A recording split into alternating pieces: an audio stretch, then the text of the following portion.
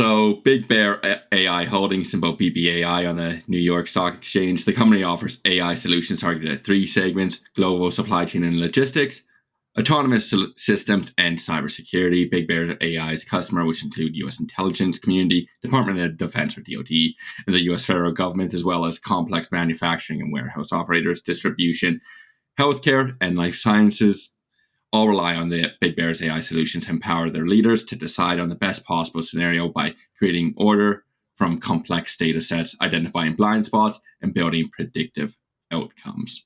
So their whole goal is really a predictive AI model for various industries.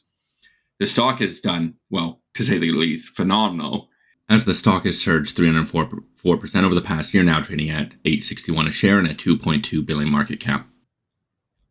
Over the past month, it's traded about 95% higher. So really, what has caused the stock to surge, especially recently?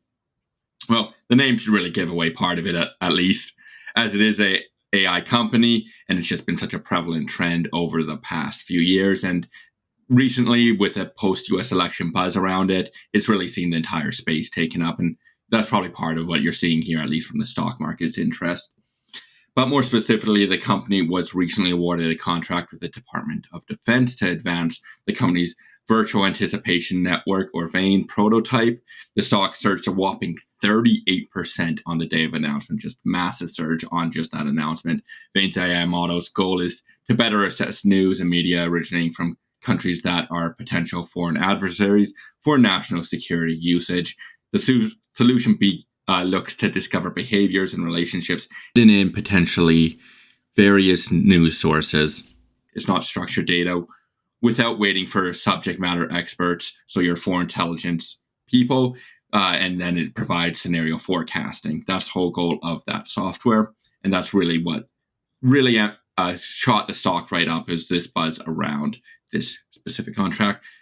But now the question really is, does it actually have legs behind it? And this is the last quarter, it was Q3 in September, so there's obviously a bit of a time gap at this point. But can it switch to becoming a profitable company? As right now, it is just an unprofitable company. It lost $12 million on a revenue of $41.5 million in the last reported quarter.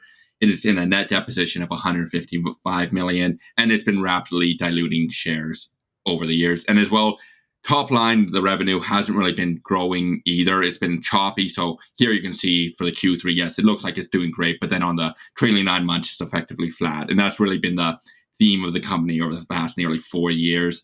So really what you want to be looking for is there actually sustained revenue growth off these contracts? You wouldn't see this until Q1, or if the company releases any preliminary results. But that's what you have to look at. And then the company as well is trading at 12 times sales. Not cheap by any means. So you'd really need to see it grow into that valuation. So by no means does it fit Keystone SCARP model. But if large government contracts and the likes do start to really come in, and they do flow in at this rapid pace, which is what the bullish investors should at least expect at this valuation, it might enable profitability down the line. But we haven't seen that shift yet. But obviously there is a bit of time gap, and the stock's really surged recently on these expectations of some sort of future growth.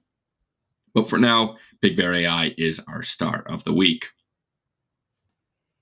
Yeah, I mean, it's speculative. Like, that's the thing. Like, obviously, I mean, you hit the nail on the head, and it's just, someone will say, we don't understand the technology. This thing's going to be the next best thing. Maybe it is. I hope, for any shareholders that it is. I hope that you make some good money there.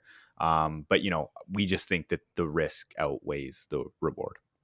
Yeah, and you went through the stat from Jenga. 90, it's like 90% of these companies that actually go up 10x start with profitability. That's why we start there. We focus on that basket where 9 out of 10 are found, not the basket where 1 out of 10 are found. And in this case, this would be the 1 out of 10.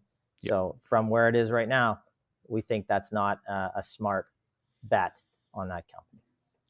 Doesn't mean it can't be a successful business. It just, the data doesn't lie, and it tells you start with profitability, you're in a better position.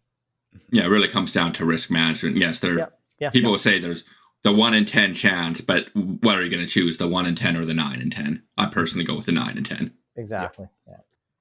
Let's not overcomplicate it. Exactly. Ray Dalio right there. Yeah. Yep.